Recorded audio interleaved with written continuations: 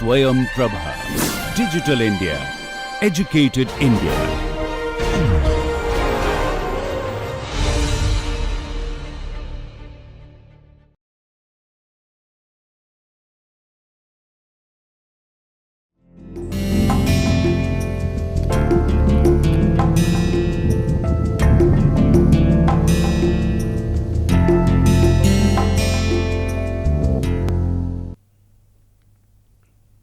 नमस्कार, मैं डॉक्टर पंकज कुमार झा। वर्तमान में मैं मोतीलाल नेहरू कॉलेज दिल्ली विश्वविद्यालय में राजनीति विज्ञान पढ़ाता हूँ। आईआईटी कानपुर स्वयं प्रभा द्वारा शुरू की इस मुहिम में मैंने भी कोर्स प्रोजेक्ट किया है और ये course public policy decentralization and administration of India है, यानी भारत में लोक नीति, विकेंद्रीकरण और प्रशासन की राजनीति।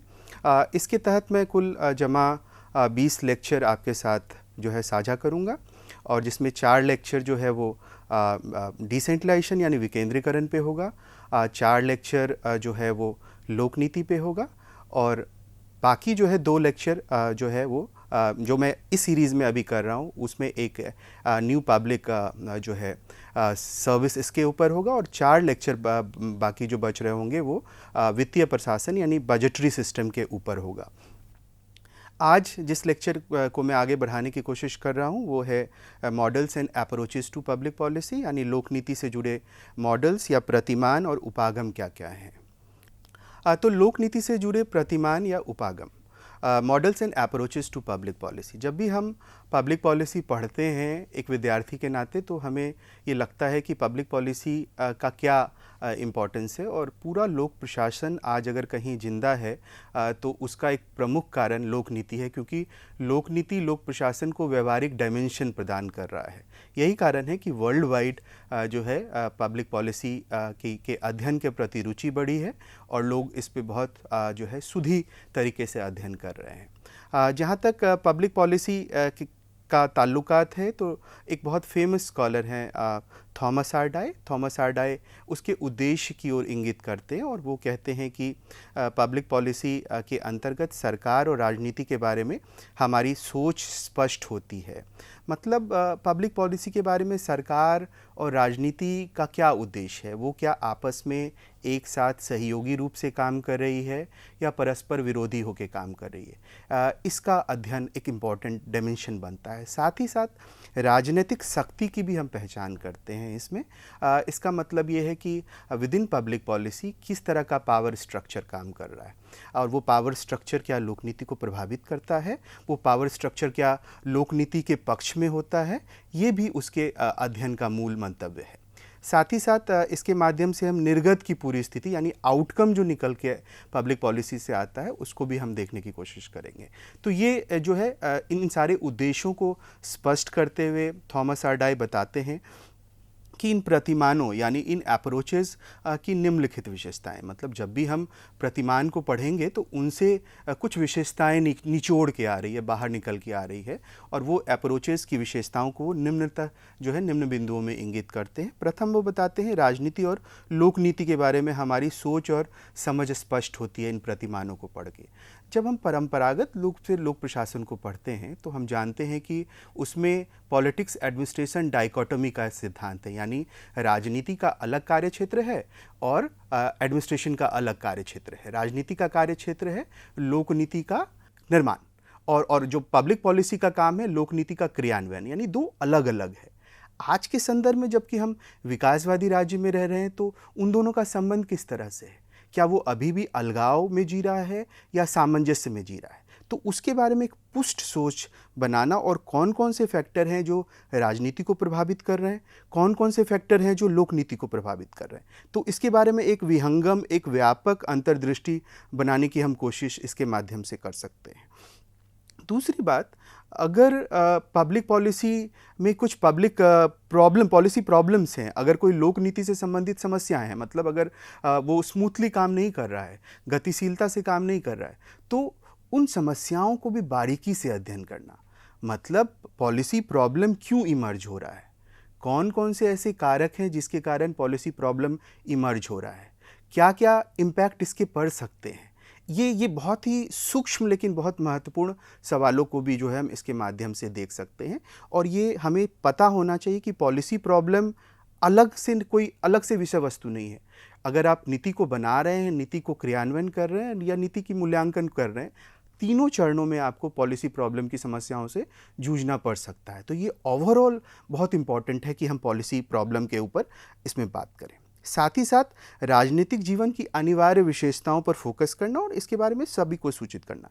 यहाँ फिर से मैं आपको बताऊं कि यहाँ राजनीतिक जीवन का मतलब पॉलिटिकल पार्टी और उसकी एक्टिविटी से केवल नहीं है।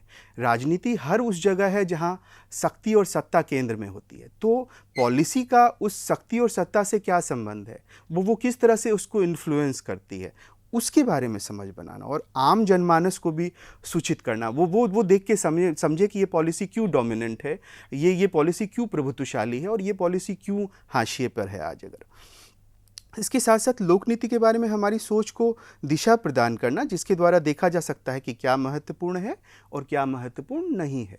हम फिर से यहाँ देखने की कोशिश करेंगे थॉमस आर डाई को। थॉमस आर डाई ने बहुत प्रसिद्ध एक स्टेटमेंट दिया है पब्लिक पॉलिसी के बारे में कि public policy is whatever government choose to do और नॉट टू डू। यानी सरकार जो कुछ करती है और नहीं करती है वो सब कुछ लोक नीति है।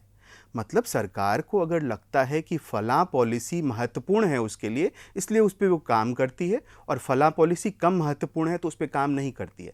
मतलब लोक नीति से जुड़ी सभी प्रकार की एक्टिविटी और इनएक्टिविटी, क्रिया और गैर क्रिया, सभी कुछ लोक नीति के व्यापक दायरे में आता है। तो बहुत महत्वपूर्ण डिमेंशन है ये देखना। साथ ही साथ लोक नीति के बारे में एक्सप्लेनेशन और इसके परिणाम की भविष्यवाणी करना। साथ ही साथ हम जान सकते हैं कि लोक नीति किस तरह से काम करेगी, क्या प्रभाव होगा, उसका लॉन्ग टर्म इम्पैक्ट क्या होगा, शॉर्ट टर्म इम्पैक्ट क्या होगा, उससे कौन कौन सा वर्ग प्रभावित होगा, इन सब के बारे में विस्तृत और वृहत अध्ययन जो है आप इसके माध्यम से कर सकते हैं। साथ ही साथ हम देख सकते हैं कि जब हम इन प्रतिमानों की विशेषताओं को देखते हैं, जैसा कि बहुत विस्तार से आपने देखा कि जिसके बारे में थॉमस आर डाई कह रहे हैं, तो इसके साथ साथ थॉमस आर डाई आगे क्या करते हैं, उन मॉडलों के ऊपर और अधिक प्रकाश डालते हैं। थॉमस आर डाई हैं, थॉमस आर डाई की एक बेहद बेहतरीन कृति है जिसका नाम है अंडरस्टैंडिंग पब्लिक पॉलिसी। और अंडरस्टैंडिंग पब्लिक पॉलिसी में थॉमस आर डाई जो है 7 अलग अलग प्रकार के पब्लिक पॉलिसी को रेखांकित करते हैं। ऐसे याद करने के लिए हम उसको जो है कह सकते हैं आई सेर, अगर आप उसको याद रखना चाहते हैं इन 7 प्रतिमानों को, तो आई स्टैंड फॉर इंस्टीट्यूशनल, आई का आशय यहाँ संस्थागत से है, जी का आशय यहाँ ग्रुप से है, दूसरा आई का आशय यहाँ इंक्रीमेंटल से है, और दूसरा जी का मतलब यहाँ गेम थ्योरी से है ना। तो आई जी हो गया। S stand for system theory यानी व्यवस्था सिद्धांत, E stand for elite theory यानी जिसको हम अभिजात्यवादी सिद्धांत कहते हैं, और R stand for rational choice theory यानी तार्किक जो है मतलब तार्किक नीति सिद्धांत। ये 7 सिद्धांत को आप इस फॉर्मूले से याद रख सकते हैं। अब हम यहाँ इस स्लाइड के माध्यम से बहुत संक्षेप में पहले देखेंगे 7 है क्या, फिर हम इसको विस्तार में आगे देखने की चेष्टा करेंगे। थॉमस आर डाई जब ये 7 सिद्धांत देते हैं तो वो कहते हैं इसमें जो पहला है इंस्टीट्यूशनल अप्रोच, वो केवल ये मानता है कि संस्था सर्वोपरि है। संस्था का क्या आशय है? संस्था का आशय है विधायिका, कार्यपालिका, न्यायपालिका, ये अपने आप में सुप्रीम है, यही सर्वोपरि है, और इसी को केंद्र में रख के लोक नीति बनाई जाती है, और ये लोक नीति को बनाने में बहुत महती भूमिका निभाते हैं, है ना। सेकेंड जो है वो है ग्रुप थ्योरी। ग्रुप थ्योरी ऐसा मानता है कि व्यक्ति इंपॉर्टेंट नहीं है, इंपॉर्टेंट क्या है, एक समूह, और समूह का मतलब है एक ग्रुप होता है, और ग्रुप पब्लिक पॉलिसी को फॉर्मुलेशन, इम्प्लीमेंटेशन, इवैल्यूएशन सभी में उस ग्रुप या समूह की महत्वपूर्ण भूमिका होती है। भारतीय कहावत भी है एक, अकेला चना भार नहीं फोड़ता, मतलब यूनिटी इज स्ट्रेंथ। जहाँ एकता है वहाँ पे शक्ति है, और वो ग्रुप थ्योरी एक तरह से मतलब लोक नीति की भाषा में उसी को चरितार्थ करने की कोशिश करता है कि कौन सा ग्रुप महत्वपूर्ण है, क्या जो महत्वपूर्ण ग्रुप है वही पब्लिक पॉलिसी को प्रभावित करता है, क्या कमज़ोर ग्रुप है वो उस पॉलिसी प्रोसेस और उस पूरे प्रोसेस से बाहर हो जाता है, तो उस बारे में भी है, इसे हमें देखना है इसमें।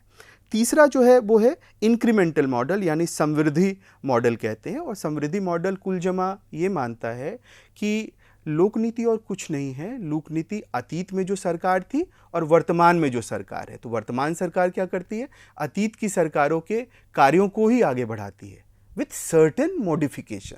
उसमें कुछ निश्चित संशोधन केवल करती है और उससे अधिक कुछ नहीं करती है, उसी को वो कंटिन्यूएशन करती है। हालांकि इसमें भी बहुत प्रोज एंड कॉन्स है, बहुत सारे लोग उसका विरोध करते हैं, बहुत सारे लोग उसका समर्थन करते हैं कि हाँ ये सही है, ये गलत है, लेकिन उस पूरे विवाद को हम आगे जब हम इन डिटेल इस थ्योरी को देखेंगे तो उसमें आपसे बातचीत करेंगे। अगला है गेम थ्योरी। गेम थ्योरी ये मान के चलता है कि अंतर्राष्ट्रीय राजनीति में और लोक नीति की राजनीति में जैसे शतरंज होता है, चेस होता है, उसी तरह का अंतर्राष्ट्रीय राजनीति या लोक नीति की राजनीति होती है। और जिस तरह से प्रत्येक शतरंज खेलने वाला खिलाड़ी अपनी चाल चलता है, उसी तरह अंतर्राष्ट्रीय राजनीति में जो प्रमुख महाशक्तियां हैं या लोक नीति में जो महत्वपूर्ण एक्टर हैं वो अपनी चाल चलता है। और वो चाल जो है, वो उसकी स्ट्रैटेजी जो है बहुत इंपॉर्टेंट होती है। वो हमेशा प्रयास करता है कि उसको मैक्सिमम लाभ हो और सामने वाले को कम से कम लाभ हो।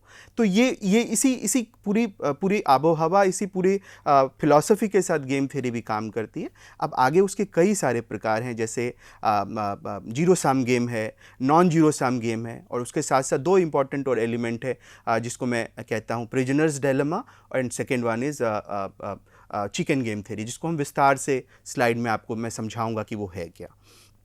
अगला जो सिद्धांत है वो सिस्टम थ्योरी का सिद्धांत है। और सिस्टम थ्योरी का सिद्धांत सेकेंड वर्ल्ड वॉर के बाद, द्वितीय विश्व युद्ध के बाद विकसित होता है। डेविड हिस्टन और उनके सहयोगियों द्वारा विकसित किया गया था। और ये मान के चलता है कि एक पॉलिटिकल सिस्टम है और पॉलिटिकल सिस्टम में जो है पॉलिटिकल सिस्टम से बाहर पॉलिसी निकल के आती है। पॉलिसी यानी एब्स्ट्रैक्ट में नहीं बनती है। लोक नीति जो है उसी राजनीतिक व्यवस्था से निर्गत होती है, बाहर निकलती है। तो वो अपने आप में इस पूरे प्रोसेस को डिफाइन करते हैं इनपुट और आउटपुट के शब्दावलियों से। अब बताते हैं उसमें कुछ सर्टेन जो है वो डिमांड होती है, डिमांड को कुछ लोगों का समर्थन मिलता है, फिर वो राजनीति व्यवस्था में वो पूरा प्रोसेस होता है और बाहर वो पॉलिसी और प्रोग्राम के रूप में बाहर वो निकल के आती है। ठीक है। अगला जो है इलीट थ्योरी है। और इलीट थ्योरी ये मान के चलता है कि जो पूरा लोक नीति है, पूरी जो पब्लिक पॉलिसी की मुहिम है, वो इलीटों के द्वारा यानी अभिजातियों के द्वारा, समाज के संभ्रांत वर्गों के द्वारा बनाई जाती है। ये गैर इलीट के द्वारा, नॉन इलीट के द्वारा नहीं बनती है। यानी उन्होंने सबसे पहले डिफरेंशिएट यही कर दिया है इलीट और नॉन इलीट के बीच में। अब वो इलीट क्यों बनाते हैं? इलीट इसलिए बनाते हैं, अभिजात इसलिए पॉलिसी बनाते हैं क्योंकि वो कहते हैं वो नंबर्स में बहुत कम होते हैं, उनकी संख्या बल कम होती है, लेकिन नेतृत्व उनके पास होता है, उनके पास एक प्रतिबद्धता होती है, उनके पास एक तरह का आप कह सकते हैं जिजीविसा होती है, वो लोकनीति को बनाने में माहिर होते हैं। जबकि आम फहम जो है, आम नागरिक जो है, वो अभी भी आलसी प्रवृत्ति का होता है, वो नेतृत्व लेना नहीं चाहता है, नेतृत्व देना चाहता है। तो अभिजात्य सिद्धांत उसी को लेकर आगे बढ़ते हैं। बहुत सारे स्कॉलर हैं इसमें, विल्फ्रेडो पेरेटो, गिंटानो मोस्का, मिचेल्स, इन सभी के नोशंस को हम इसके अंदर देखते हैं। इसको भी हम विस्तार से इसमें देखने की कोशिश करेंगे आपके साथ। अगला है तार्किक नीति निर्माण। और तार्किक नीति निर्माण ये मान के चलता है कि जब आपके पास बहुत सारे विकल्प हों, बहुत सारे अल्टरनेटिव्स हों, उसमें बेस्ट अल्टरनेटिव आपके पास क्या होना चाहिए, आप वो तभी डिसाइड कर पाइएगा जब आप तार्किक होकर निर्णय लेते हैं। तो तार्किक सिद्धांत भी उसका एक इम्पॉर्टेंट हिस्सा है। तो इन सातों सिद्धांतों को हम जो है, सातों मॉडल्स को या प्रतिमानों को हम बारी बारी से देखने के आगे के स्लाइड्स में कोशिश करते हैं। पहला है इंस्टीट्यूशनल अप्रोच। और इंस्टीट्यूशनल अप्रोच या संस्थागत उपागम ये मान के चलता है कि परंपरागत रूप से इस उपागम का प्रयोग राजनीति विज्ञान में सरकार की राजनीतिक क्रियाकलापों का अध्ययन करने के लिए एक विश्लेषण परक टूल के रूप में हुआ। मतलब ट्रेडिशनली यानी इस उपागम का प्रयोग किया जाता रहा है पॉलिटिकल साइंस में, लेकिन जो पॉलिटिकल एक्टिविटीज़ हैं, जो राजनीतिक क्रियाकलाप हैं, उसका अध्ययन करने के लिए ये सबसे एनालिटिकल है। मतलब हम इसमें विश्लेषण करते हैं कि ये फला संस्थाएं जो है किस तरह से काम करती है, उसमें क्या बेहतर है, क्या कॉमन है, क्या सुधार हो सकता है। तो ये एक तरह से विश्लेषण परक टूल रहा है परंपरागत रूप से उसको देखने का। इस विचार के अनुसार लोक नीति का उदय सरकारी संस्थाएं जैसे legislative, executive, judiciary, political party के द्वारा होती है। जो आप जानते हैं कि विधायिका किस तरह से कानून को जो है वो बनाती है, कार्यपालिका किस तरह से उसको क्रियान्वयन करती है, जुडिशियरी किस तरह से एडजुडिकेशन यानी अधिनिर्णय का काम करती है, पॉलिटिकल पार्टी किस तरह से एक तरह से पब्लिक ओपिनियन बनाने का भी काम करती है, उसके मार्फत वो वोट मांगने का काम करती है। तो हर जो इंस्टीट्यूशन है उसका सबका रोल है। और ये चूंकि सभी संस्थाएं हैं तो सभी संस्थाओं का बहुत महत्वपूर्ण भूमिका है इसमें। दूसरे शब्दों में देखो तो एक नीति तभी लोक नीति कहलाती है जब सरकारी संस्थाओं के द्वारा पूर्ण रूप से प्राधिकार उसको मिल जाता है। मतलब कोई नीति तभी लोक नीति है यदि सरकारी संस्थाएं उसे ठप्पा देती है, उसे स्वीकृति देती है। अदरवाइज आप उसको पब्लिक पॉलिसी नहीं कह सकते। मतलब इन संस्थाओं का इतना महत्वपूर्ण योगदान है उसको बनाने में, उसको संवारने में, उसको क्रियान्वयन करने में कि वो एक तरह से उसी की पैदाइश है। तो इस तरह से आप देख सकते हैं कि लोकनीति तभी लोकनीति होगी जब तक कि पॉलिटिकल पार्टी उसको रिकॉग्नाइज नहीं करेगी, उसको वो लेजिटिमेट नहीं करेगी, है ना। लेजिस्लेटिव इंस्टीट्यूशंस राजनीतिक व्यवस्था में प्रमुख रूप से नीति निर्माण में केंद्रीय भूमिका निभाते हैं, हम जानते हैं इस बात को। और संसद जो है सर्वोच्च कानून निर्मात्री संकाय है, हम ये भी जानते हैं। लॉ मेकिंग इंस्टीट्यूशन पार्लियामेंट है, हम जानते हैं। पार्लियामेंट में किस तरह से डिस्कशन होता है, डिबेट होता है, एक लंबी प्रोसेस होती है कानून बनाने के लिए, है ना। तो उस पूरे मुहिम में चूंकि संसद एक इंपॉर्टेंट बॉडी है तो डेफिनेटली पार्लियामेंट का रोल जो है one of the primary role है इसमें। चूंकि आधुनिक सरकार आ चुका है, मॉडर्न स्टेट का, मॉडर्न गवर्नमेंट का कंसेप्ट आ चुका है, वेलफेयर सरकार का नोशन आ चुका है, तो उसमें एग्जीक्यूटिव की भी काफ़ी भूमिका है, कार्यपालिका की भी भूमिका है। और निर्माण और एजुकेशन दोनों में ही आप देखते हैं कि खासतौर पे जब हम व्यवहारिक रूप में देखेंगे तो कैसे कैबिनेट मंत्री, कैसे प्राइम मिनिस्टर से मिलकर पूरा एक PMO वो किस तरह की भूमिका निभाता है उसको बनाने में। और भारत जैसे देशों में हम कह सकते हैं कि व्यवहारिक रूप से जो प्राइम मिनिस्टरियल ऑफिस है, प्रधानमंत्री है, कैबिनेट है, वो उसको फाइनल शेप देता है। खासतौर पे तब जबकि सरकार के पास जो है वो अत्यधिक बहुमत हो, वन पार्टी डोमिनेंस हो, उसमें जो है पार्लियामेंट के ऊपर भी सुपरमेसी कई बार जो है वो आप देख सकते हैं कि एग्जीक्यूटिव का दिखता है। इसी तरह से जुडिशियरी भी एक इम्पॉर्टेंट रोल अदा करती है एजुकेशन में। एजुकेशन यानी अधिनिर्णय में अगर सरकारें ठीक से काम नहीं कर रही है, विधायिका में कुछ चूक हो, कार्यपालिका कुछ चूक कर रही है और लोक नीति के बारे में इम्पॉर्टेंट जजमेंट देना है तो न्यायपालिका इम्पॉर्टेंट जजमेंट देती है। और ख़ास तौर पे आज के समय में जब आप देख रहे होंगे ह्यूमन राइट से जुड़ा इशू हो, पर्यावरण से जुड़ा इशू हो, जेंडर से जुड़ा इशू हो, तो उन सारे विषयों पे आज खुलकर न्यायपालिका जो है अपनी राय देती है और एक लोक नीति को नया डिमेंशन देने की कोशिश करती है, नया विन्यास इससे लोक नीति को मिलता है। संस्थागत उपागम की 3 विशेषताएं हैं जिसके तरफ जो है थॉमस आर डाई ने रेखांकित किया है। पहला है सरकार क्या करती है, नीति को वैधता प्रदान करती है यानी लेजिटिमाइज करती है। और जैसे ही कोई नीति को, सभी नीति को तो लेजिटिमाइज करेगी नहीं गवर्नमेंट, जिस नीति को लेजिटिमाइज करेगी सरकार उसके प्रति स्वीकार्यता बढ़ती है यानी उसका एक्सेप्टेंस बढ़ता है। और जैसे ही एक्सेप्टेंस आम लोगों में बढ़ता है डेफिनेटली एक लीगल ऑब्लिगेशन हो जाता है, एक कानूनी उत्तरदायित्व हो जाता है नागरिकों में कि आपको जो है ये मानना ही मानना है, अगर आप नहीं मानेंगे तो नहीं चल सकता है ना। जैसे कि मान के चलिए RTI है, सूचना का अधिकार कानून बन चुका है, तो सूचना के अधिकार कानून में अगर आप सूचना मांग रहे हैं सामने वालों से और सरकार ने यह प्रावधान किया है कि वो निश्चित संस्थाओं को सूचना देना चाहिए, आप सूचना मांग रहे हैं और अगर वो सूचना नहीं देगी ये नहीं हो सकता, उसे सूचना देना पड़ेगा और ये उसका लीगल जो है वो ऑब्लिगेशन है, लीगल उसका दायित्व है कि वो सूचना दे।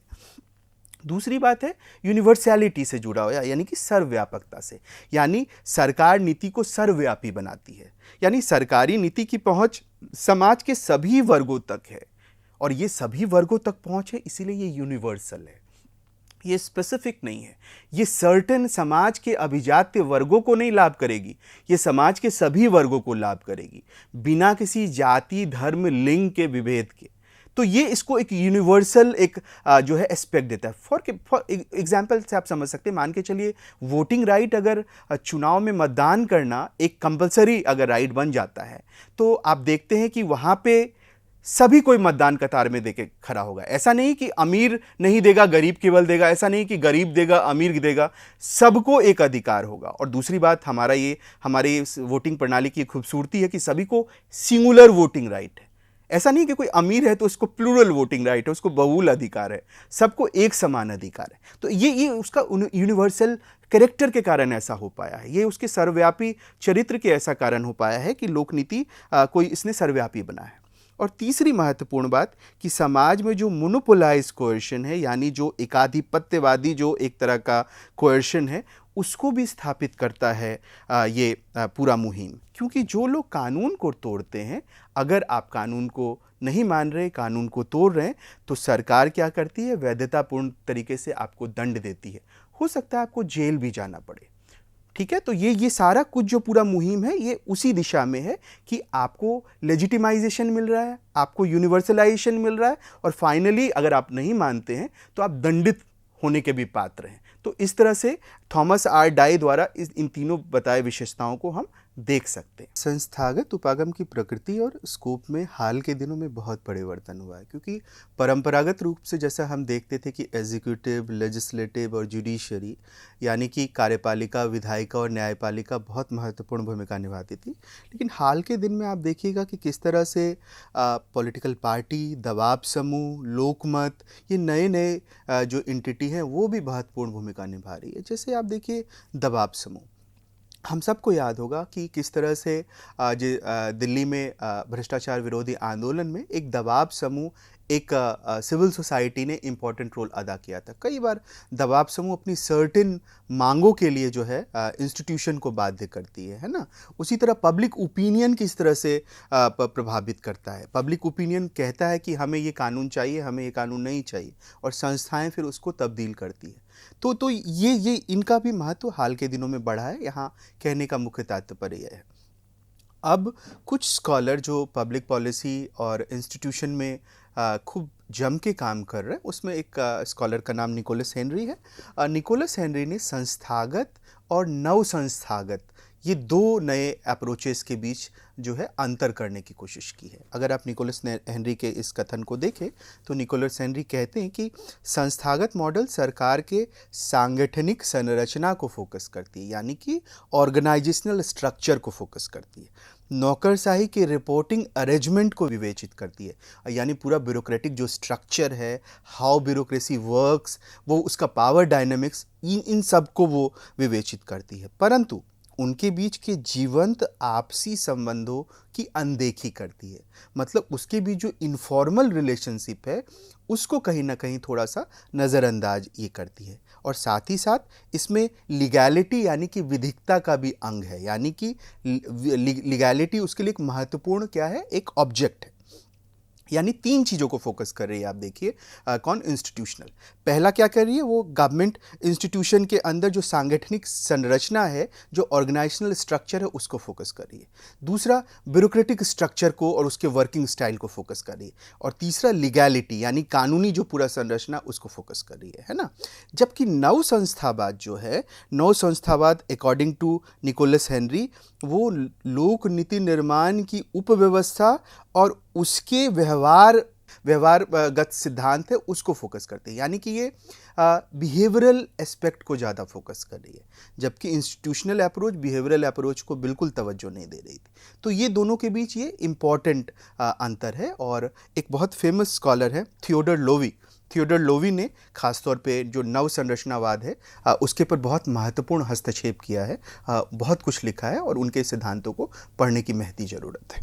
अगला जो सिद्धांत है वो समूह सिद्धांत है, जिसको आप ग्रुप थ्योरी कह रहे हैं। और ग्रुप थ्योरी ये मान के चलता है कि समूह हित और प्रवृत्ति, यानी कि जो ग्रुप का इंटरेस्ट है और एटीट्यूड है, वो किसी लोक नीति के निर्धारण से जुड़ा एक महत्वपूर्ण फैक्टर है। यानी instead of individual, group interest and group attitude became very important here. यानी व्यक्तिगत हित के जगह आप देखिए समूह हित और समूह की प्रवृत्ति, इनके हिसाब से लोक नीति का सबसे महत्वपूर्ण निर्धारक तत्व है। थॉमस आर डाई कहते हैं कि राजनीति में व्यक्ति का महत्व तभी होता है जब व्यक्ति समूह के रूप में काम करे अथवा समूह के हितों का प्रतिनिधित्व करे। मतलब आप इंडिविजुअल हैं, और आप इंडिविजुअल हैं, आपका महत्व तभी है जब आप ग्रुप में काम करते हैं। जैसे मैंने आपको अभी इनिशियल भी बताया था कि हमारे यहाँ कहावत ही है कि आप अकेले नहीं कुछ कर सकते, अकेला चना भार नहीं फोड़ सकता। इसलिए आप अगर समूह में कुछ काम को करिएगा तो इफ़ेक्टिवली करिएगा, इफ़िशियंटली कीजिएगा और इकोनॉमी के साथ कीजिएगा। मतलब उसमें आपको ज़्यादा कार्यकुशलता भी होगी और उसमें ज़्यादा आपका उत्पादन भी होगा और आप काम को बेहतरी से कर पाइएगा, है ना। इस तरह समूह अथवा ग्रुप व्यक्ति और सरकार के बीच एक अनिवार्य ब्रिज है। मतलब आप देख सकते हैं कि एक तरफ यहाँ अगर व्यक्ति है और एक तरफ यहाँ सरकार है, तो उसके बीच जो सेतु का काम करता है कौन? समूह। ये थ्योरी मानता है, ये सिद्धांत कहता है समूह एक तरह से ब्रिज का काम कर रहा है, सेतु का काम कर रहा है व्यक्ति और सरकार के बीच में। और साथ ही साथ ये सिद्धांत ये भी कहता है कि विभिन्न समूहों के बीच जो है आप देख सकते हैं कि नीति को प्रभावित करने के लिए आपसी प्रतिस्पर्धा होती है। मतलब बहुत सारे ग्रुप हैं, ऐसा तो नहीं है कि एक ग्रुप है और वही group whole and sole policy को प्रभावित करेगा। तो बहुत सारे ग्रुप हैं और उन ग्रुपों के बीच में आपसी प्रतिस्पर्धा होती है कि कौन पॉलिसी को कितना प्रभावित करेगा। लेकिन जो ज़्यादा प्रभावित कर रहा, दूसरा जो नहीं कर रहा, उसके बीच एक इक्विलिब्रियम होगा, यानी एक साम्यता स्थापित होगी, तभी लोक नीति में निर्माण का कार्य आगे बढ़ पाएगा। जैसा कि हम जानते हैं विभिन्न समूह लोक नीति को प्रभावित करने के लिए आपस में प्रतिस्पर्धा करते हैं और इस प्रतिस्पर्धा में जो समूह अंत तक लोक नीति निर्माण के साथ जुड़ा होता है वह उसको प्रभावित करता है। वही जो समूह इसमें पिछड़ जाता है उसकी गिरफ्त से लोक नीति बाहर हो जाता है। यानी लोक नीति जो आप देख रहे हैं बन के आ रहा है कोई पॉलिसी और आप कहते हैं बेस्ट पॉलिसी है, वो बेस्ट पॉलिसी के पीछे का जद्दोजहद आप समझ सकते हैं कि कैसे अलग अलग ग्रुप प्रभावित करता है। जो ग्रुप लास्ट तक उसको प्रभावित करता है उसका प्रभाव सबसे ज़्यादा उसमें होता है, और जो ग्रुप को लगता है कि हम पेरीफेरी में हैं, हम परिधि में हैं, हम पिछड़ गए हैं, उसके गिरफ्त से लोक नीति बाहर हो जाता है ना। तो ये इस तरह का पावर टशल जो है लोक नीति में ग्रुप सिद्धांत के अंदर आप देख सकते हैं। इस प्रकार प्रभुत्वशाली समूह जो है वो लोक नीति उसी का प्रतिबिंब होता है, यानी जो पब्लिक पॉलिसी है वो डोमिनेंट ग्रुप का रिफ्लेक्शन है, वही उसको सबसे ज़्यादा एनहांस करता है। लेकिन कुछ लोग आलोचनाएं भी करते हैं, है ना। ग्रुप सिद्धांत की आलोचना इस बात के लिए होती है कि इसमें समूह के महत्व को अति प्रचारित किया जाता है, वही स्वतंत्र व्यक्तिगत कोशिशें और एक्टर्स की भूमिकाओं को नज़रअंदाज किया जाता है। ये सही है कि समूह इम्पॉर्टेंट है, ये सही है कि ग्रुप का एक अलग स्ट्रेंथ है, लेकिन कोई एक बंदा, कोई एक इंडिविजुअल जो व्यक्तिगत प्रयासों से आगे बढ़ता है, ऐसे व्यक्तिगत प्रयासों को आप देख सकते हैं कि इससे क्या होती है, एक हताशा होती है। क्योंकि ये ट्रेडिशनल नोशन है, ये परंपरागत सिद्धांत है कि अकेला चना भार नहीं फोड़ता, लेकिन ये भी परंपरागत सिद्धांत है कि तौबे एकला चलो रे। मतलब अगर आपके साथ कोई नहीं हो तो आप अकेले चल के भी अपने लक्ष्य को हासिल कर सकते हैं। तो उस तरह का प्रयास जो है वो हतोत्साहित होता है समूह सिद्धांत जिस तरह के आर्ग्यूमेंट रखता है उससे। दूसरा, इसमें समूह की भूमिका और प्रतिस्पर्धा को इतना बढ़ा चढ़ाकर प्रस्तुत किया गया है कि संस्थाओं के विचारों को नज़रअंदाज कर, मतलब इसमें ग्रुप के रोल को बहुत ज़्यादा रोमेंटिसाइज किया जा रहा है, ये क्रिटिक कहते हैं। और ग्रुप को इतना ज़्यादा आप रोमेंटिसाइज करते हैं कि इंस्टीट्यूशन जो एसेंशियल है पब्लिक पॉलिसी मेकिंग में उसको आप नज़रअंदाज करते हैं। कहीं भी ग्रुप थ्योरी ने संस्थाओं की भूमिकाओं के बारे में एक लाइन नहीं कहा है, मतलब वो पूर्ण रूप से उसकी अनदेखी करके आगे बढ़ते हैं। तो कुछ आलोचक इस पक्ष से भी जो है इस सिद्धांत की आलोचना करते हुए दिखाई पड़ते हैं। अगला जो नोशन है वो तार्किक चयन सिद्धांत का है, रैशनल चॉइस थ्योरी का है। और रैशनल चॉइस थ्योरी ऐसा प्रतिमान मानता है कि नीति निर्माण तार्किक आधार पर विभिन्न नीति विकल्पों के बीच एक चयन को रेखांकित करता है, means choice among policy alternatives on rational ground. यानी आपके पास बहुत सारे विकल्प होंगे, विकल्प ए भी है, बी भी है, सी भी है, उसमें से आपको कोई एक जो है विकल्प को चुनना। मान के चलिए आप सब विद्यार्थी हैं और आप बीए में पढ़ रहे हैं, एमए में पढ़ रहे हैं। अगर आप बीए में पढ़ रहे हैं तो आपके पास आगे के लिए क्या क्या डिसीजन अल्टरनेटिव्स हो सकता है। आप या तो बीए में आप पढ़ रहे हैं तो आप आगे सबसे सेफ गार्ड के रूप में आपको लगेगा बीएड कर लेता हूँ, बीएड एक जॉब सिक्योर आपको होगा। आपको ये भी लग सकता है कि चलो बीए किया है तो एमए कर लेते हैं, एक ये हमारे पास अवसर हो सकता है। तीसरा, आपको लगता है कि मैं बहुत पढ़ाकू हूँ, मैं आगे और अच्छा कर सकता हूँ, सोसाइटी को सर्व करना चाहता हूँ, तो मुझे जो है सिविल सर्विसेज में जाना चाहिए। कुछ लोग को मैं डी भी जोड़ देता हूँ, उनको लगेगा कि मुझे मीडिया और सिविल सोसाइटी में जाना है। तो आपके पास विभिन्न तरह के विकल्प हैं। इन विकल्प में जो विकल्प आपको लगता है रैशनली सबसे आपके लिए ज़रूरी है, मतलब आप अपना बजट देख सकते हैं, कितना समय आप पढ़ सकते हैं वो देख सकते हैं, कितनी काबिलियत है वो देख सकते हैं, सबको जजमेंट करने के बाद जब आप फाइनल कोई डिसीजन लेते हैं उसको हम कहते हैं रैशनल डिसीजन। तो वही है तार्किक चयन सिद्धांत। वो कहते हैं रैशनली हमें चॉइस करना चाहिए डिफरेंट अल्टरनेटिव्स के बीच में। इससे जुड़े बहुत सारे विचारक हैं, हर्बर्ट साइमन हैं, ड्रोर हैं।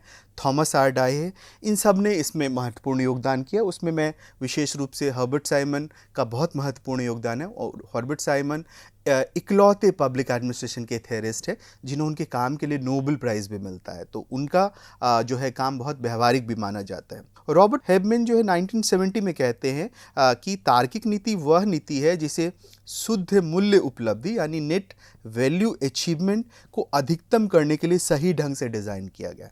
मतलब डिसीजन आप ऐसा ले जिससे आपका टोटल वैल्यू अचीवमेंट ज़्यादा हो, आपको शुद्ध प्राप्ति ज़्यादा हो, ये और वो आप किस तरह से डिज़ाइन करते हैं, क्या करते हैं, ये उससे जुड़ा बात है। बौद्धिक प्रयास के रूप में तार्किकतावाद समाज में उपलब्ध सभी वरीयताओं और विकल्पों को जांचता परखता है और उससे सीखना चाहता है, और उसमें से सामाजिक मूल्यों के लागत लाभ के आधार पर उसे परखना चाहता है। यहाँ दो शब्द है, आप देखिए। पहला वो कह रहे हैं कि डिफरेंट तरह के विकल्प को जांचना चाहता है। ऐसा नहीं है कि वो मानता है कि एक ही विकल्प सबसे अच्छा है, वो डिफरेंट विकल्पों को इसलिए जानना चाहता है क्योंकि प्रत्येक विकल्प से वो कुछ कुछ सीखता है। जैसे आपको मैंने कहा कि आपको ये नहीं करना, आपको ये करना है, उसके चक्कर में आपने क्या किया, सभी विकल्पों को आप पढ़ रहे हैं, सभी विकल्पों को समझ रहे हैं, और जैसे आप सभी विकल्पों को समझिएगा मतलब आप उसके गूढ़ पक्ष और विपक्ष दोनों को समझ रहे हैं, तो विभिन्न विकल्पों के साथ आप गुजर रहे हैं, तो आप उसे सीख रहे हैं कहीं ना कहीं। और साथ ही साथ कह रहे सामाजिक मूल्यों के लागत लाभ, यानी लागत लाभ का मतलब होता है यहाँ बेनिफिट कॉस्ट। बेनिफिट कॉस्ट जो है अमूमन जो है हम इंजीनियरिंग में इसका प्रयोग होता है, हाइड्रोलॉजी और ये सब निर्माण में, लेकिन यहाँ कहते हैं जो सामाजिक मूल्य है, सोशल वैल्यू जो है, जो आप करना चाह रहे हैं, वहाँ लागत और लाभ का क्या रेशियो, मतलब क्या आप करिएगा, वहाँ क्या लगाइएगा, कितना समय आप लगाइएगा, और वहाँ आपको क्या उसे निकल के आ रहा है। तो ये डायमेंशन जो है, इसको भी आप बहुत परफेक्टली अगर देखते हैं तो ये तार्किक चयन सिद्धांत का इंपॉर्टेंट उपलब्धि है। थॉमस आर डाई तार्किकता को कुशलता के साथ भी जोड़ते हैं, और वो कहते हैं कि नीति तार्किक है यदि वो कार्यकुशल है। ये भी एक इम्पॉर्टेंट पक्ष है। वो कहते हैं अगर जब आप कह रहे हैं कोई चीज़ को वो रैशनल है मतलब वो इफ़िशिएंट भी है, यानी और यानी कोई भी चीज़ को आप तार्किकता के आधार पे तभी मतलब स्थापित कर सकते जब आप ये कहें कि वो रैशनल भी, वो कार्यकुशल भी है, यानी कि इफ़िशिएंट भी है। इफ़िशिएंसी के साथ इक्वेट्स करने की कोशिश भी थॉमस आर डाई करते हैं। बहुत सारे तार्किक विचारक ऐसा मानते हैं कि ऐसी लोकनीति बननी चाहिए जो बेहतर लोकनीति होने का पुख्ता दावा कर सके, और इसी संदर्भ में ड्रॉर जो है मेटा पॉलिसी अथवा पॉलिसी फॉर पॉलिसी निर्माण प्रक्रियाओं को इंगित करते हैं। ड्रॉर एक नए विचारक है, उन्होंने पॉलिसी मेकिंग में जो है नॉर्मेटिव जो पूरा अवधारणा है उसको लाने का उनको श्रेय जाता है। वो इंक्रीमेंटल नोशन की आलोचना करते हैं, और वो कहते हैं कि नीति तभी सर्वोत्तम नीति है जब वो इस तरह से अपने आप को रिप्रेजेंट करे कि वो सबसे पुख्ता है, वो सबसे कारगर है, और ये तभी होगा जब आप सही तरीके से उसके निर्णय प्रक्रिया को करेंगे, सही तरह से उसके अरेंजमेंट को करेंगे। हर्बर्ट साइमन भी इसी धारा के प्रमुख विचारक है। उन्होंने कहा है कि नीति निर्माण से जुड़े 3 प्रकार का क्रियाकलाप बहुत इंपॉर्टेंट है। फर्स्ट वन इज तार्किक क्रिया। तार्किक क्रिया को अंग्रेजी में कहते हैं, ये इंटेलिजेंस एक्टिविटी है। दूसरा है design activity, and third one is choice activity. ये चयन सिद्ध क्रिया को चॉइस एक्टिविटी कहते हैं। तो ये 3 तरह के क्रिया बहुत इंपॉर्टेंट है अकॉर्डिंग टू हर्बर्ट साइमन। अब इसको मैं उदाहरण से समझा रहा हूँ। जैसे पहला है क्या, इंटेलिजेंस एक्टिविटी। मान के चलिए आप जो है सिविल सेवा में आप उत्तीर्ण हो गए, और आपको आपकी पहली नौकरी जो है वो किसी ऐसे इलाके में होती है जो सुखाड़ का इलाका है, ड्राउट का इलाका है हिंदुस्तान का। तो एज ए सिविल सर्वेंट आप वहाँ जाके क्या करेंगे? आपको सबसे पहले वहाँ के पॉलिसी प्रॉब्लम को बारे में पता करना है ना, कि वहाँ नीति संबंधी क्या समस्या है। तो वहाँ नीति संबंधी समस्या क्या है कि सुखाड़ वहाँ समस्या है। तो through intelligence activity you can actually know the policy problem of that particular area. आप अपने जो है आपका मेधा है, आपका जो तार्किक ज्ञान है, उसके माध्यम से आप ये जानकारी इकट्ठा कर लेते हैं कि वहाँ सुखाड़ होता है और वहाँ सुखाड़ से जुड़ा कुछ करना है। तो डिज़ाइन करना है आपको। डिज़ाइन में आप क्या करिएगा कि अलग अलग तरह के स्ट्रैटेजीज़ के बारे में सोचिएगा कि शॉर्ट टर्म स्ट्रैटेजी क्या है, दीर्घकालिक रणनीति क्या है, अल्पकालिक रणनीति क्या है, तत्कालिक रणनीति क्या है। इन सब को आप डिज़ाइन कीजिएगा, यानी बनाइएगा कि इसके प्रोज और कॉन्स क्या होंगे, इसके प्रोज और कॉन्स क्या होंगे। एंड फाइनली चयन में आप ये देखिएगा कि क्या नीति अभी हम इन सब में लागू करें जिससे कि कुछ भला हो वहाँ के लोगों का, वहाँ से जो है सुखाड़ खत्म हो जाए। क्या हमें वहाँ पे कुंडी बनाना है, क्या हमें वहाँ पे ग्राउंड वाटर को अच्छा करना है, क्या करना है। क्या हमें वहाँ तालाब बनाना है, क्या करना है हमें। तो ये डिफरेंट तरह के नीतियों में से किसी एक को आप चयन कर सकते हैं। तो हर्बर्ट साइमन का ये नोशन बहुत फेमस है और बहुत प्रसिद्ध है, हर एग्जाम्स में भी आता है कि पॉलिसी डिसीजन मेकिंग में 3 डिफरेंट स्टेप्स बहुत इंपॉर्टेंट है। एक है इंटेलिजेंस एक्टिविटी, एक है डिज़ाइन एक्टिविटी और एक है चॉइस एक्टिविटी। साथ ही साथ हर्बर्ट साइमन ने क्या किया है कि वो तार्किक निर्णय को सिद्ध करने के लिए वो तथ्य और मूल्यों का अलगाव भी करते हैं। तथ्य यानी फैक्ट और मूल्य मतलब वैल्यू। और साथ ही साथ अगर एक कदम और आगे बढ़े तो वो साथ ही साथ साध्य और साधन में भी अलगाव करते हैं। अब तथ्य का मतलब है, मान के चलिए एक कक्षा है, कक्षा में 20 जो है बेंचेस हैं, वो तथ्य है। लेकिन अगर मैं कहूं कि मेरे लिए मूल्य ये होगा कि कक्षा के पहले रो में जो है समाज के वंचित तबके के विद्यार्थी बैठे, तो ये मेरा मूल्य है और ये मैंने इस्टेब्लिश किया। तो हर्बर्ट साइमन यही कह रहे हैं कि तथ्य और मूल्यों के बीच आप अंतर करें और बेस डिसीजन वो होगा जो डिसीजन तथ्य और मूल्य दोनों के मिलने से बनेगा। यानी केवल आप फैक्ट के बेसिस पे निर्णय ना ले, केवल आप मूल्य के बेसिस पे निर्णय ले बेस डिसीजन जो होगा वो तथ्य और मूल्य को मिल के बनेगा। अब आप साध्य और साधन के साथ देख सकते हैं। आप विद्यार्थी हैं, आपके लिए साध्य क्या है, एंड क्या है? आपके लिए एंड है आप एग्जाम में बहुत अच्छे अंकों के साथ उत्तीर्ण हो, ये आपका साध्य है। अब उसके लिए क्या साधन आप अपनाएंगे? साधन आप अपनाएंगे कि आप बहुत पढ़ेंगे, अच्छे से नोट्स प्रिपेयर करेंगे, अच्छे अच्छे ऑथर्स के बुक को पढ़ेंगे, आंसर राइटिंग करेंगे, ये सारा आपका साधन है और एग्जाम में भी अच्छे से लिखेंगे। तो यहाँ आपकी सफलता भी दोनों के मिलने से बनती है। मतलब आपने ऐसा सोचा कि आपको इतना % लाना है, उसके लिए फिर आपने बहुत सारा मेहनत मशक्कत किया, ये दोनों मिलके आपको फाइनली तैयार करता है। उसी तरह डिसीजन मेकिंग में भी है, साध्य और साधन भी उतना ही इंपॉर्टेंट है जितना तथ्य और मूल्य इंपॉर्टेंट है। हर्बर्ट साइमन ऐसा कहते हैं। इसके साथ ही साथ हर्बर्ट साइमन ने एक प्रशासनिक व्यक्ति की अवधारणा भी दी है। प्रशासनिक व्यक्ति का मतलब है एडमिनिस्ट्रेटिव मैन, और जो संपूर्ण तार्किकता और संपूर्ण अतार्किकता के बीच जो है बाउंडेड रैशनैलिटी में विश्वास करता है। इसको समझने की जरूरत है। हर्बर्ट साइमन क्या कहते हैं कि 3 तरह का ह्यूमन बीइंग होता है। पहला ह्यूमन बीइंग जो होता है वो होता है इकोनॉमिक मैन, और इकोनॉमिक मैन जो होता है आर्थिक व्यक्ति। आर्थिक व्यक्ति क्या करता है? आर्थिक व्यक्ति जो है वो संपूर्ण तार्किकता में विश्वास करता है। मतलब ऐसा व्यक्ति जो केवल अर्थ को विश्वास करे, उसके लिए पैसा इंपॉर्टेंट है, उसके लिए प्रोडक्टिविटी इंपॉर्टेंट है, वैसा व्यक्ति इकोनॉमिक मैन होता है। उसके बिल्कुल अलट, उसके बिल्कुल विपरीत जो है दूसरा व्यक्ति होता है जो है सोशल मैन। और सोशल मैन मतलब सामाजिक व्यक्ति। सामाजिक व्यक्ति जो है वो संपूर्ण अतार्किकता में विश्वास करता है। इसको रैशनैलिटी से कोई मतलब ही नहीं है। आप जहाँ बोलिए, जहाँ चल देगा, आपके साथ बैठा रहेगा, दिन भर चाय चुकुर पिएगा, उसको इससे मतलब नहीं है कि वो उसके लिए कुछ फ़ायदा भी होता है। तो 2 अलग अलग तरह के व्यक्ति हैं। उसके बीच में तीसरा व्यक्ति जो है वो है प्रशासनिक व्यक्ति, हर्बर्ट साइमन कहते हैं। और प्रशासनिक व्यक्ति जो है वो बाधित तार्किकता में विश्वास करता है। बाधित तार्किकता का मतलब होता है दोनों के बीच का है ये मतलब कि उसके लिए इकोनॉमिक मैन की तरह वो पूर्ण तार्किक भी नहीं है और जो है सोशल मैन की तरह पूर्ण अतार्किक भी नहीं है, बल्कि बीच में है ये कहीं ना कहीं। और अगर और भी आप उसको सुलभ तरीके से समझना चाहें बाधित तार्किकता को या बाउंडेड रैशनैलिटी को, तो आप समझ सकते हैं कि as a individual we all realize that we have some limitation. व्यक्ति होने के नाते हमें सबको इस बात का अंदाजा है कि हमारे में क्या है, कुछ सीमाएं हैं। सचिन तेंदुलकर हर मैच में सेंचुरी नहीं मार सकता, ये उसकी सीमा है। शाहरुख खान की सभी मूवी सुपरहिट नहीं हो सकती, ये उसकी सीमा है। तो कुल जमा जो बाधित तार्किकता है वो यही मान के चलता है कि हम मनुष्य हैं, हम रोबोट नहीं हैं, और हम सब में अपनी सीमा है, और हम लगातार अपने निर्णयों को करते हैं। कई बार सफल होते हैं, कई बार विफल होते हैं, और उस क्रम में आगे लगातार बढ़ते रहते हैं। और यही बेस्ट व्यक्ति की परिभाषा है। उसके साथ साथ हर्बर्ट साइमन ने एक और चीज़ कहा है कि मिनिमाइजिंग के स्थान पर सेटिस्फाइजिंग की अवधारणा को बढ़ा देते हैं। हर्बर्ट साइमन कहते हैं बहुत ज़्यादा प्रकार के निर्णय नहीं हो, एक ऐसा निर्णय हो जो आपको संतुष्टि देता हो, और वो निर्णय आपके लिए सबसे कारगर है। तो हर्बर्ट साइमन इसी बेसिस पे जो है मिनिमाइजिंग के स्थान पे जो है सेटिस्फाइजिंग की अवधारणा को आगे बढ़ाते हैं। लेकिन रैशनल चॉइस थ्योरी में कुछ कमियां भी है।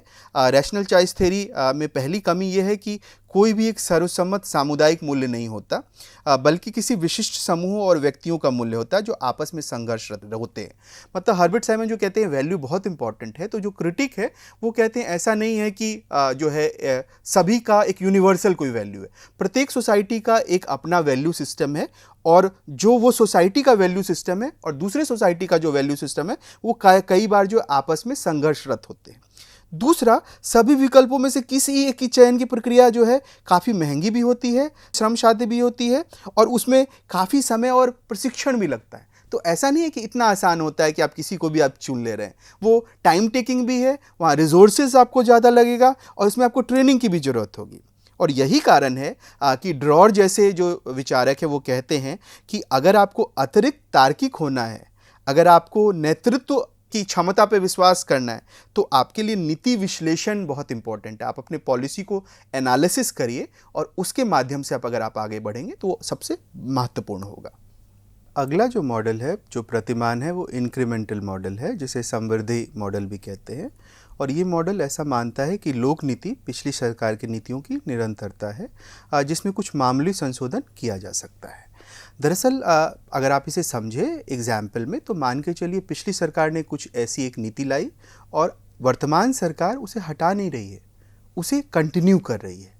लेकिन नई सरकार है तो वो कहती है कि मैं इसमें कुछ मामूली संशोधन कर देता हूँ और मैं उस नीति को कंटिन्यू करता हूँ। जैसे आप मनरेगा के संदर्भ में समझ सकते हैं। मनरेगा पिछली सरकार लेके आई थी, वर्तमान सरकार भी उसको कुछ मामूली संशोधन के साथ चला रही है।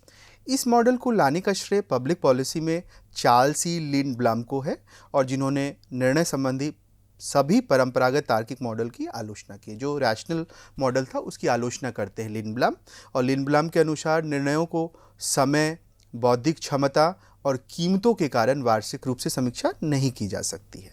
मतलब वो तीन चीज़ कहते हैं। वो कहते हैं पहला तो टाइम है, टाइम कम है और इसी कारण से एनुअली आप रिव्यू नहीं कर सकते किसी पॉलिसी को। दूसरा है बौद्धिक क्षमता, यानी कि तार्किक क्षमता, इंटेलेक्चुअल आपका इंटेलिजेंस, वो भी बहुत लगता है उसको करने में।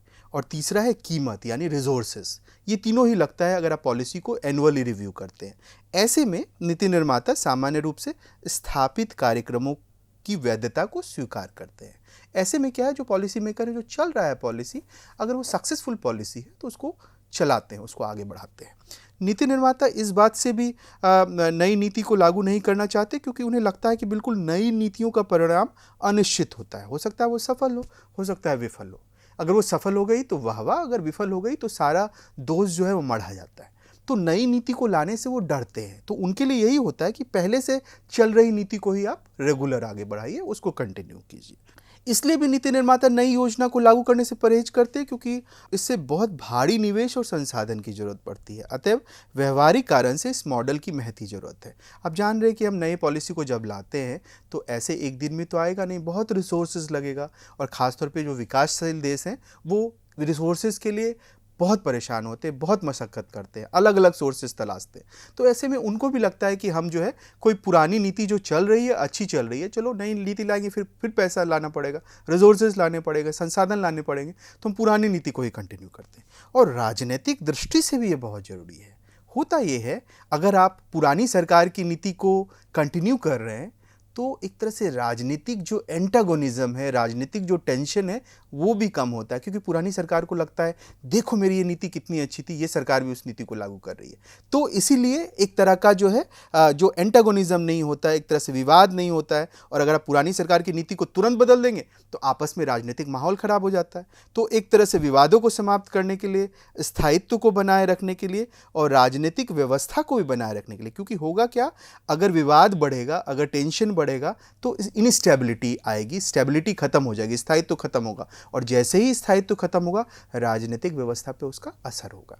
तो इसीलिए इन तीनों को एक साथ करने के लिए कि स्टेबिलिटी भी बने रहे, पॉलिटिकल टेंशन ना हो और ओवरऑल जो है पॉलिटिकल सिस्टम ठीक से फंक्शनिंग करे, इसके लिए हमें ये अप्रोच चाहिए। संक्षेप में, समृद्धिवाद बहुत सीमित व्यवहारिक और स्वीकार्य निर्णय को स्वीकार करता है, यानी बहुत लिमिटेड, बहुत प्रैक्टिकल और बहुत एक्सेप्टेड डिसीजन को जो है वो स्वीकार करता है। उसके लिए वो इम्पॉर्टेंट है।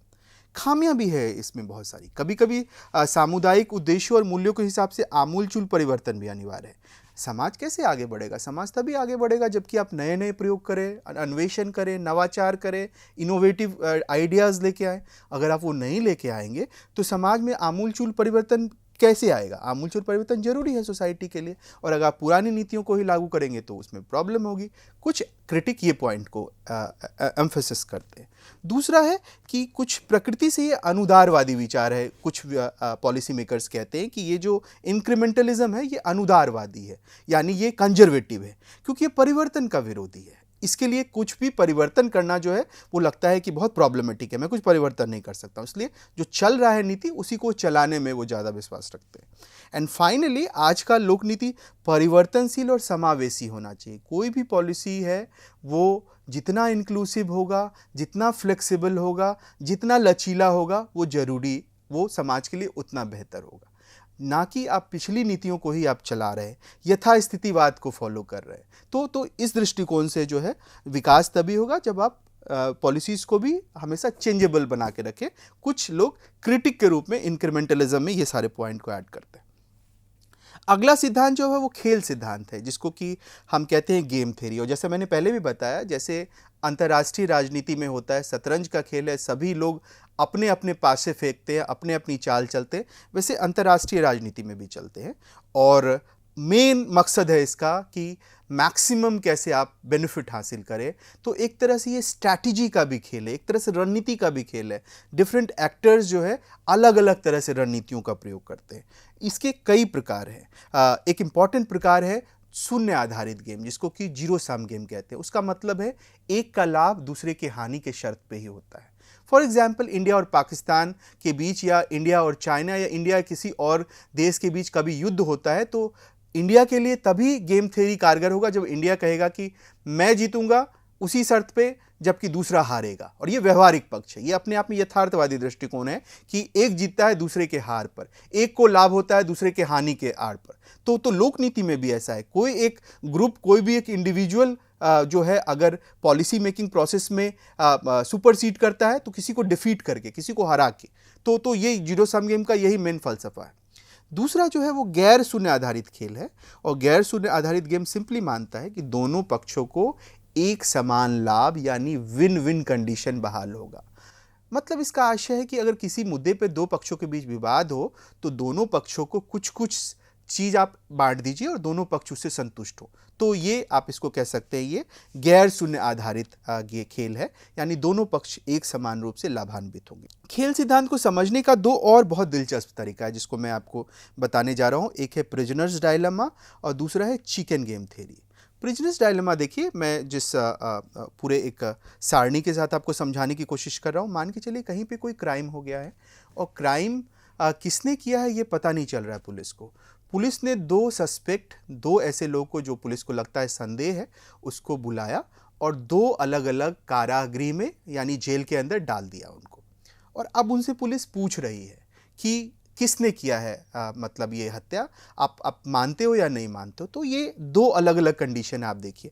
पहला कंडीशन क्या है कि मान के चलिए कैदी बी जो है वो सहमति दे रहा है कि हाँ मैंने किया है ये क्राइम, और ए जो है वो भी सहमति दे रहा है, यानी दोनों सहमति दे रहा है। दोनों से अलग अलग किया जा रहा है इंटरोगेशन, आप देखिए दोनों से अलग अलग पूछताछ की जा रही है। अगर ए भी कह रहा है कि मैंने ये क्राइम किया और बी भी कह रहा है मैंने किया है, तो दोनों को ही आंशिक सजा मिलेगी। ये पहला कंडीशन है। दूसरा कंडीशन क्या है कि बी कैदी कह रहा है कि मैंने क्राइम किया है और ए कह रहा है कि मैंने क्राइम नहीं किया है। तो न्याय में ये सिंपल नियम है, जो स्वीकार कर ले कि मैंने किया है गुनाह, उसको कम सजा मिलेगी। यानी देखिए ए को यहाँ पे गंभीर सजा मिलेगी क्योंकि वो एक्सेप्ट नहीं कर रहा है, और बी बोल रहा है कि हाँ मैंने किया है, तो ए को गंभीर और बी को हल्की सजा मिलेगी। ये दूसरा कंडीशन है। तीसरा कंडीशन क्या है कि कैदी बी की सहमति नहीं है और ए की सहमति है। तो यहां सहमति कौन दे रहा है? सहमति दे रहा है कैदी ए। तो यहां पे बी सहमति नहीं दे रहा है, तो बी को क्या होगा? गंभीर सजा मिलेगी और ए को हल्की सजा मिलेगी। जो स्वीकार करेगा उसको हल्की सजा मिलेगी। लेकिन अगर दोनों ही कह दे कि मैंने नहीं किया है, तो नियम यह है कि दोनों को ही संभावित सजा से मुक्ति मिल जाएगी। दोनों को रिफ्यूज करना पड़ेगा। अब दोनों कब रिफ्यूज करेंगे भैया? जबकि दोनों आपस में बात करेंगे, और बात संभव ही नहीं है क्योंकि दोनों अलग अलग कमरे में हैं। तो यही तरह का सिचुएशन, जैसे कैदियों की दुविधा है कि वो आपस में बात नहीं कर पा रहे हैं और ये पता नहीं चल पा रहा है कि अगर आपस में बात कर ले, दोनों डिसाइड कर ले कि दोनों ही बोलते हैं कि हमने नहीं किया है, तो दोनों फ्री हो जाएंगे। और जो कहेगा कि मैंने नहीं किया है और दूसरा कह रहा है कि मैंने किया है, तो जो कह रहा है नहीं किया है उसको सजा मिल रही है। तो यही सिचुएशन अंतर्राष्ट्रीय राजनीति में भी है, यही सिचुएशन लोक नीति में भी है कि लोग आपस में संवाद नहीं कर पा रहे हैं। पॉलिसी मेकर्स के बीच अलग तरह के कॉन्फ्लिक्ट्स है, अलग तरह का उनके बीच जो है लड़ाई है, ईगोइज्म है, जिसके कारण पॉलिसी अपने लक्ष्यों की तरफ आगे नहीं बढ़ पाती है। अगला है chicken game theory. Chicken game theory दरअसल जो है, आपने सबने पढ़ा होगा, कोल्ड वॉर, शीत युद्ध कहते हैं, और शीत युद्ध में एक इंपॉर्टेंट जो समय था उसको कहते हैं तनाव शैथिल्य, यानी देतांत। देतांत के समय में क्या होता है? देतांत में होता है कि शीत युद्ध जो है थोड़ा सा धीमा हो जाता है। मतलब जो लड़ाई की स्थिति थी अमेरिका और सोवियत रूस के बीच में, वो थोड़ा कम हो जाता है, क्योंकि वहाँ पे क्यूबा संकट आता है। क्यूबा संकट आप जान रहे हैं, क्यूबा के संकट के लिए अमेरिका और यूएसएसआर दोनों आमने सामने हो गए थे। ऐसा लग रहा था कि दोनों आपस में मर मिट जाएंगे, एक तरह से नया विश्व युद्ध हो जाएगा। उसी समय में क्या हुआ कि उन्होंने दिमाग को शांत किया और निर्णय इस तरह से लिया कि वो युद्ध की संभावनाएं खत्म हो गई और दोनों में एक सिचुएशन बेहतर हुआ।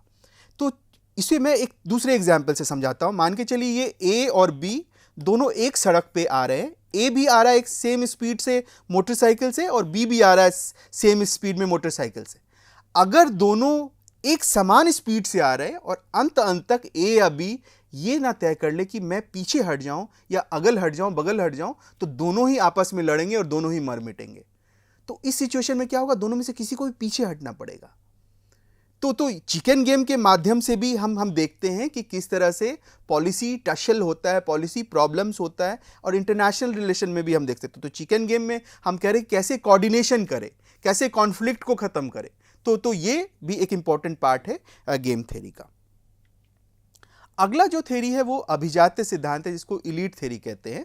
और अभिजात्य सिद्धांत ये मान के चलता है कि पब्लिक पॉलिसी मेकिंग का जो पूरा प्रोसेस है वो अभिजातियों के द्वारा ही किया जाता है। इसमें विल्फ्रेडो पेरेटो, गिंटानो मोस्का, मिचेल्स, ये सब प्रमुख विचारक हैं। पेरेटो की बहुत इंपॉर्टेंट राइटिंग है गवर्निंग एलीट, मोस्का की बहुत इंपॉर्टेंट राइटिंग है पॉलिटिकल क्लास, और मिचेल्स की बहुत महत्वपूर्ण राइटिंग है पावर एलीट।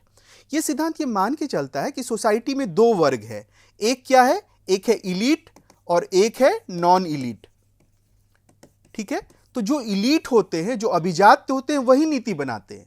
क्यों? क्योंकि ये संख्या बल में कम होते हैं, क्योंकि इनके पास प्रतिबद्धता होती है, क्योंकि इनके पास नेतृत्व होता है, क्योंकि इनके पास मेधा होता है, उनके पास इंटेलिजेंस होता है। और जो नॉन इलीट है वो संख्या बल में बहुत ज़्यादा है, जैसे मासेज हैं, आम फहम है, वो जो है क्या करते हैं? नेतृत्व करते नहीं है, नेतृत्व देते हैं दूसरे को। वो आलसी प्रवृत्ति के होते हैं, वो जो है इलिटरेट होते हैं। तो नीति कौन बनाएगा? इलीट बनाएगा। अब इलीट तो नीति बना रहा है, लेकिन इलीट में भी एक इंपॉर्टेंट डायमेंशन है, वो है कौन इलीट नीति बना रहा है। तो इलीट भी दो तरह का होता है, एक होता है गवर्निंग इलीट और एक होता है नॉन गवर्निंग इलीट, यानी शासक अभिजात्य वर्ग और गैर शासक अभिजात्य वर्ग। जैसे आज भाजपा या जो बीजेपी की सरकार है, ये गवर्निंग इलीट है, वो शासन कर रही है। तो गवर्निंग इलीट के पास क्या है? इंटेलिजेंस है, स्किल है, लोगों को मान मनोबल, लोगों को आकर्षित करने के लिए कुछ विजन है। लेकिन जो गवर्निंग इलीट है वो सर्टेन टाइम पीरियड के बाद क्या होता है? अपनी वो क्षमता, अपनी वो पावर, अपने वो लोक लुभावन आइडियाज़ क्या होता है, उसका प्रभाव लोगों में कम होने लगता है। और जो नॉन गवर्निंग इलीट है वो गवर्निंग इलीट को रिप्लेस कर देता है ना? तो गवर्निंग इलीट जो है रिप्लेस हो जाता है, नॉन गवर्निंग इलीट उसके जगह आ जाता है। यानी now non governing elite became governing elite and governing elite became non governing elite. यानी ये जो सत्ता का खेल है ये इन्हीं दोनों के बीच चलता है। किसके बीच? शासक अभिजात और गैर शासक अभिजात। जो सरकार सत्ता में है वो शासक अभिजात है और जो विपक्ष में है वो गैर शासक अभिजात है। लेकिन गैर शासक अभिजात भी सर्टेन टाइम पीरियड के बाद शासक अभिजात बन जाता है और शासक जो है गैर अभिजात बनता है। तो ये जो पूरा कंसेप्ट आप समझ रहे हैं, इसी को पेरेटो ने इस पूरे नोशन को दिया है। वो कहते हैं ये सर्कुलेशन ऑफ इलीट है, यानी अभिजाति की सत्ता इसी तरह से चलती है, मतलब गवर्निंग इलीट से नॉन गवर्निंग, नॉन गवर्निंग से गवर्निंग इलीट के बीच में। अगला जो नोशन है वो नोशन है सिस्टम अप्रोच का। और सिस्टम अप्रोच जैसा हम जानते हैं कि सेकेंड वर्ल्ड वॉर के बाद आया है, और सिस्टम अप्रोच को लाने का श्रेय जो है वो डेविड स्टन और उनके सहयोगियों को जाता है। सिस्टम अप्रोच मानते हैं कि कुछ आवंटित मूल्य होता है पॉलिटिकल सिस्टम में और वही लोक नीति को प्रभावित करती है। मतलब वो कहते हैं कि लोक नीति को राजनीतिक व्यवस्था का एक निर्गत या परिणाम के रूप में देखते हैं। यानी पब्लिक पॉलिसी जो है वो क्या है, आउटकम है, एक तरह से क्या है, परिणाम है राजनीतिक व्यवस्था का।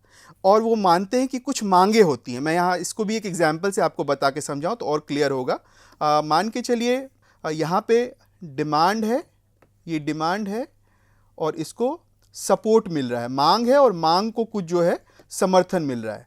और यहाँ पे ये पॉलिटिकल सिस्टम है और यहाँ पे ये प्रोग्राम और पॉलिसी है, ठीक है। ये इनपुट है और इधर ये आउटपुट है। तो इनपुट से जो यानी आगत से कुछ डिमांड जाता है, डिमांड को कुछ सपोर्ट मिलता है और डिमांड और सपोर्ट जो है जब होता है तो पॉलिटिकल सिस्टम में फिर उस पर आगे काम किया जाता है। जैसे मान के चलिए अन्ना का आंदोलन था, उसमें किस तरह का डिमांड था? डिमांड क्या था कि भ्रष्टाचार के खिलाफ जो है पूरा एक मुहिम चल रहा था और लड़ाई हो रही थी, है ना। तो जो मांग था वो क्या था? भ्रष्टाचार को ख़त्म करना। उसको सपोर्ट किसने किया? उसको सपोर्ट किया पॉलिटिकल पार्टी ने, सिविल सोसाइटी ने, सब ने मिलकर उसको सपोर्ट किया। अब वो उससे क्या हुआ? वो संसद में गया, संसद में कानून बनता है। संसद में क्या कानून बनता है? लोकपाल बिल के लिए। तो लोकपाल बिल जो है बाहर में प्रोग्राम और पॉलिसी के रूप में बाहर आती है और उस पर काम किया जाता है और बाहर ये निकलता है किससे? आउटकम के रूप में, यानी लोकपाल के रूप में निकला। लेकिन यहाँ पे नीचे देखिए फीडबैक मैकेनिज्म भी होता है इसमें। फीडबैक मैकेनिज्म क्या करता है कि उस नीति को देखता है कि वो सही है या गलत है ना। तो ये जो है मान के चलिए लोकपाल आया और अगर वो गलत कुछ पॉलिसी बन के आई है तो उसको सर्टेन टाइम पीरियड के बाद फिर उसमें सुधार करेंगे हम। तो जैसे लोकपाल बन के आया था तो लोकपाल में लगा कि इसमें कुछ कुछ खामियां हैं, प्रधानमंत्री को रखे, बाहर करे, क्या करे नहीं करे, इसके लिए खूब इसमें बात चल रही थी लोकपाल में। तो हुआ क्या कि फीडबैक मैकेनिज्म से ये फिर से मेन स्ट्रीम में जाता है, यानी कि फिर आगे आप देखिए इनपुट में जाएगा और फिर कानून बनेगा। यानी संशोधन की हमेशा इसमें गुंजाइश होती रहती है। यानी पॉलिटिकल सिस्टम इसमें इंपॉर्टेंट है, पॉलिटिकल सिस्टम के माध्यम से नीति बाहर निकल के आ रहा है। अब स्टिन कहते हैं कि डिमांड 4 तरह की होती है। पहली डिमांड जो है वो है वस्तुओं और सेवाओं के आवंटन की मांग, यानी एलोकेशंस। दूसरा है व्यवहारों का विनियमन, यानी कि रेगुलेशन ऑफ बिहेवियर, भी बहुत इंपॉर्टेंट है। तीसरा है राजनीतिक जीवन में सहभागिता, यानी participation. And fourth one is संचार और सूचना, कम्युनिकेशन एंड इंफॉर्मेशन। ये तीनों जो है क्या है? ये तीनों इंपॉर्टेंट जो है डिमांड है। अब उस डिमांड को सपोर्ट भी मिल रहा है भैया, तभी वो आगे बढ़ेगा। तो सपोर्ट में कुछ मटेरियल सपोर्ट की बात करते हैं ईस्टर्न। कायदे कानून को आप पालन कर रहे हैं, वो भी उसका सपोर्ट है। सहभागितापूर्ण मूलक समर्थन है, वो भी इसका सपोर्ट है। और फाइनली सरकारी सूचनाओं की ओर ध्यान देने की प्रवृत्ति, ये भी सपोर्ट है। यानी 4 डिमांड और 4 सपोर्ट, ये मिलके आगे बढ़ता है। और बाहर जब वो निकलता है, निर्गत जब होता है, निर्गत का मतलब आउटपुट जब होती है इसकी, ये आउटपुट में होता है एक्सट्रैक्शन यानी दोहन। उस आउटपुट में होता है रेगुलेशन ऑफ बिहेवियर, यानी व्यवहारों का विनियमन। उस आउटपुट में होता है वस्तुओं, सेवाओं, अवसरों, मान सम्मान इत्यादि का वितरण। ये तभी होगा ना जब नीति बनेगी इस पे। तो नीति बन रही है इसलिए क्योंकि सभी को समान अवसर मिले, सबको समान सेवा मिले, सबको समान मान मिले। एंड फाइनली सिंबॉलिक आउटपुट, जैसे कि धरना, प्रदर्शन, ये सब भी कई बार देखता है। कई बार नीति अगर लगता है किसी खास तबके को हमारे लायक नहीं है, ये हमारे विरोधी नीति है, तो हम उसके खिलाफ जो है धरना प्रदर्शन भी देने लग जाते हैं। तो ये उसका अंग है। और उसी के साथ साथ 4 रेगुलेटरी मैकेनिज्म भी है कि कौन सी सूचना जरूरी है जिसको हम आगे बढ़ाएं, जिसको नहीं आगे बढ़ाएं, क्या करें। तो अत्यधिक मांग जब होगी तो उसको नियंत्रित करने के लिए जो है रेगुलेटरी मैकेनिज्म भी होती है। जैसे दबाव समूह, राजनीतिक दल, ये जो है गेट कीपर की भूमिका में होते हैं। कौन सा मांग इंपॉर्टेंट है जिसमें पॉलिसी बननी चाहिए, वो कौन डिसाइड करता है? वो पॉलिटिकल पार्टी डिसाइड करती है कि हमको इसमें कानून बनाना है। जैसे अभी किसान आंदोलन कर रहे थे तो उसमें सरकार को लगी कि इसमें कानून बनाना है, तो वो कानून बना रही है। तो ये जो है डिसाइड कौन कर रहा है? प्रेशर ग्रुप करता है। प्रेशर ग्रुप गवर्नमेंट को प्रेशराइज करता है, पॉलिटिकल पार्टी को प्रेशराइज करता है और फाइनली वो पॉलिसी बनती है। सांस्कृतिक तंत्र भी इंपॉर्टेंट है, कल्चरल टैग भी इंपॉर्टेंट है कि वो कल्चर के दृष्टिकोण से क्या है। अगर कल्चर के विरोधी है तो कानून नहीं बनेगा। जैसे आप देखते हैं अभी LGBT के लिए कितना सारा मूवमेंट हो रहा है और ये सब कुछ, तो वो भी एक रेगुलेटरी मैकेनिज्म के रूप में काम करती है। एंड कम्युनिकेशन चैनल भी रेगुलेटरी मैकेनिज्म की काम करती है। आज हम जिस तरह से मास मीडिया के काल में रह रहे हैं, तो वहाँ किस तरह से रेगुलेटरी में social media, print media, TV, ये सब कैसे इंपॉर्टेंट रोल अदा कर रही है। तो ये डिफरेंट काइंड के जो है रेगुलेटरी मैकेनिज्म मैकेनिज्म है जो इसमें इंपॉर्टेंट भूमिका को अदा करते हैं और वो उसको आगे बढ़ाते हैं। तो हमने देखा कि किस तरह से 7 अलग अलग जो है अप्रोचेस जो बहुत इंपॉर्टेंट थे समझना, अगर आप पब्लिक पॉलिसी को समझते हैं तो, या आप कह सकते हैं थॉमस आर डाई ने इसे एक मॉडल का नाम दिया, प्रतिमान का नाम दिया है। अगर पब्लिक पॉलिसी को समझना है और उसके व्यापक और बहुत वर्सेटाइल डायमेंशन को समझना है तो आप इन 7 अप्रोचों के साथ समझ सकते हैं और फिर उससे एक समझ बना सकते हैं। मुझे लगता है आज के क्लास के लिए इतना है। धन्यवाद।